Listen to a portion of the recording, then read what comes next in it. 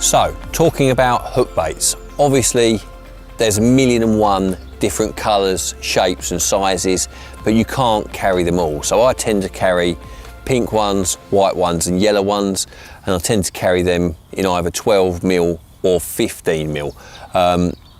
Interestingly, pink has been one of the most game-changing colours for me on many venues, but at the same time as saying that, I've also found it very ineffective on other venues. So pink is either a yes or no for me. White and yellow, on the other hand, are all-time classics. So, you know, quite often I hedge my bets with white and yellow, but yeah, never ignore pink because it can really be a game changer.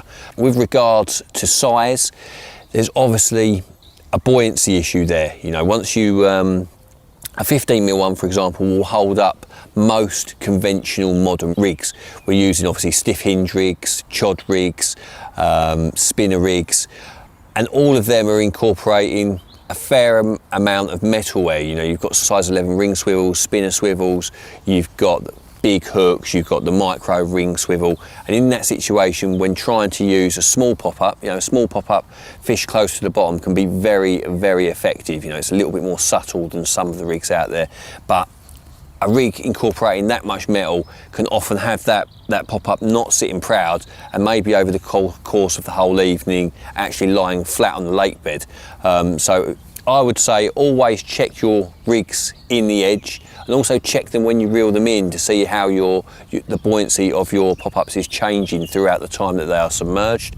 But as a general rule, if you're going to try and fish a 12mm pop-up on a heavy rig, you know, a rig that's incorporating a big hook, a spinner rig that's got a spinner swivel on it, etc., I would recommend that you drill that out using a bait drill and insert some cork, you know, and then you've got that guaranteed buoyancy throughout the length of the night. 15mm pop-ups, you shouldn't have any problem. You know, there's enough pop-up mix there to hold up these big heavy rigs. One last thing worth mentioning is obviously goo. Goo for me comes into its own in the winter and in the spring. They're the two times when I really find myself turning to it. And as a general rule, when I'm fishing pink, squid is probably my favourite. I've caught loads and loads and loads of fish, countless fish on squid goo pop-ups. 12mm, 15mm, it just definitely works, that one. And a new favourite of mine, I've not been using it as long because it's not been out that long, but that is the No Name. You know, early signs with this one, it's very, very effective. Caught quite a few fish on it. Some of the guys at work are telling me exactly the same. They're finding it really, really effective. And two of the other classics, or the ones that a lot of people tell me are really good, are the isotonic and the pineapple. I've not used them a lot myself, but those four, you know, squid, isotonic, pineapple and No Name, if you're just going to buy one or two, then make it one of them.